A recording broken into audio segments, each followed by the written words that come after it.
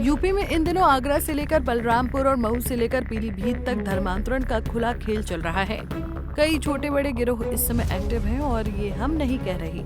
हाल ही में आए मामले इस बात की गवाही दे रहे हैं। एक तरफ बलरामपुर और आगरा में धर्मांतरण का खेल चल रहा था, जिसे पुलिस ने पता कर लिया, तो वहीं अब दूसरी तरफ बदायूं से लव जिहाद का मामला सामने आया है। दरअसल माथे पर तिलक, हाथ में कलावा, हिंदू लड़की से मुलाकात और फिर धर्मांतरण का गंदा खेल। बदायूं के सदर कोतवाली क्षेत्र से एक बार फिर नाम छिपाकर संबंध बनाने और जबरन धर्म परिवर्तन कराने का गंभीर मामला सामने आया है, जहां एक हिंदू युवती ने मुस्लिम युवक पर झांसा देकर शारीरिक संबंध बनाने, जबरन मांस खिलाने और निकाह का दबाव बनाने का आरोप लगाया है। इतना ही नहीं, पीड़िता का तो दावा है कि उसके कई अश्लील वीडियो भी आरोपी अरबाज ने बना लिए हैं, जिसके जरिए वो ब्लैकमेल तक करता है। फिलहाल पीड़िता की शिकायत पर पुलिस ने आरोपी के खिलाफ गंभीर धाराओं में मुकदमा दर्ज कर लिया है। पीड़िता का आरोप है कि आरोपी युवक अरबाज ने अपना नाम बदलकर शिवम बताया। वो हाथ में कलावा और माथे पर तिलक लगाकर खुद को हिंदू बताता था, जिससे युवती को भरोसा हुआ। धीरे धीरे उसने युवती को मांस खिलाया और निकाह के लिए दबाव बनाना शुरू किया, जिससे युवती को शक होने लगा। पीड़िता ने यह भी दावा किया कि साल 2022 में एक हुक्का बार में अरबाज ने नशा देकर उसके साथ शारीरिक शोषण किया था।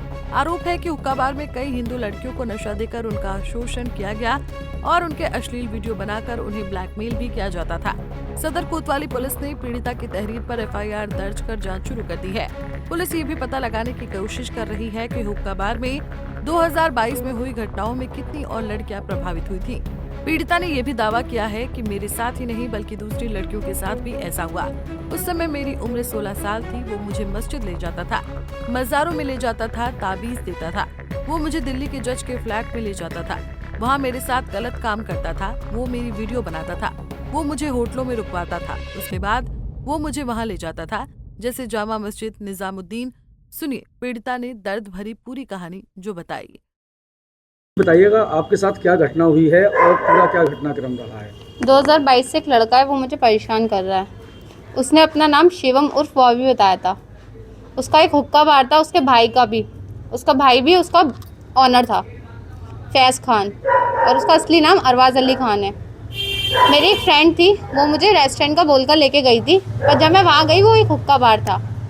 वहाँ पर एक हुक्का आया, उसमें नशा था।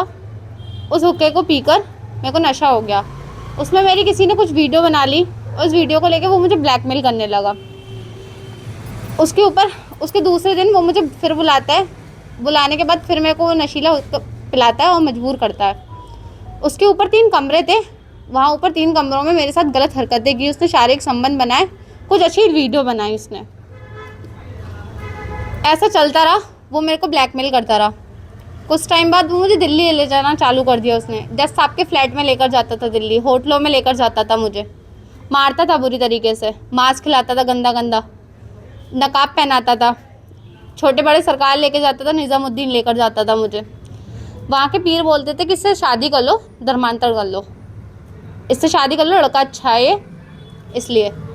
और एक ताबीज़ पहनाता था मेरे को।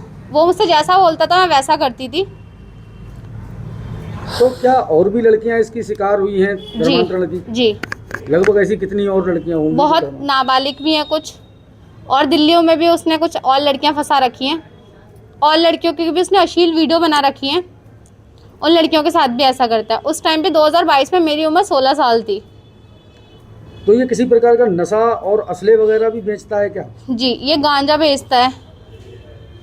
क्या आपको लगता है इसके पीछे और भी कुछ लोग हैं जो जी जी, के लिए प्रेरित करते हैं? हुक्का बार में कुछ अनस, रैयान, अली, अन्नू वगैरह ये लड़के आते, और भी लड़के आते थे, पर मुझे उनके नाम नहीं पता।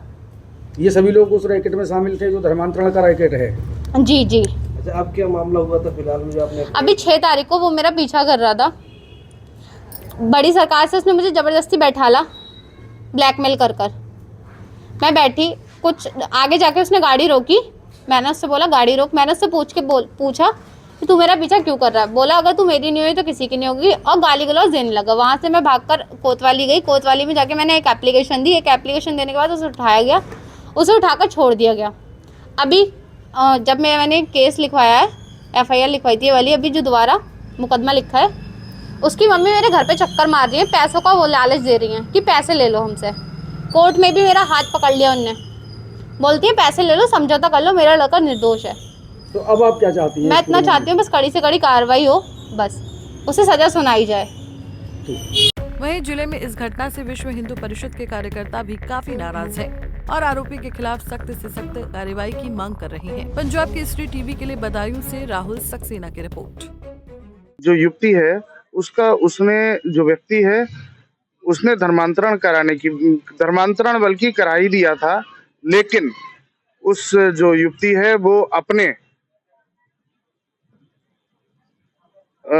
बौद्धिक तरीके से वो अपने को वापस आ गई, वो उसके चंगुल में फंस गई थी। अभी ये मामला 2022-23 का भी है। 22-23 में यही मामला जो हुक्का बार का है वही मामला 22-23 में था। उस समय तत्कालीन सीओसीटी थे बदायूं के श्री आलोक मिश्रा जी। आलोक मिश्रा जी ने बहुत महत्वपूर्ण कार्रवाई करी थी और बड़ी ठोस कार्रवाई करी थी, और उसके बाद उन्होंने बुलडोजर का भी एक्शन की प्रस्ताव शासन को भेज दिया था। दुर्भाग्यवश वह बुलडोजर क्यों नहीं चल पाया मुझे नहीं पता, लेकिन इस प्रकार के प्रकरण से बहुत ज्यादा हिंदू बहन बेटियों को बच के रहने की आवश्यकता है। और हमारे विश्व हिंदू परिषद में एक संगठन है हिंदू बहन बेटियों का, दुर्गा वाहिनी। तो दुर्गा वाहिनी जो है उसने जो हमारा प्रांत कार्यालय है आगरा, तो वहां से एक मैसेज भी छोड़ा है दुर्गा वाहिनी की बहनों ने कि हमें छेड़ोगे तो हम छोड़ेंगे नहीं। तो निश्चित रूप से दुर्गा वाहिनी को और हर बहन को संभलना होगा और अपना शारीरिक, मानसिक और बौद्धिक विकास कर कि शारीरिक रूप से अगर कोई भी उनके साथ आप विपत्ति आती है तो वह लड़ सके। ये तो जिस तरीके से वो कलावा और तिलक लगाता था उसको आप कैसे देखते हैं?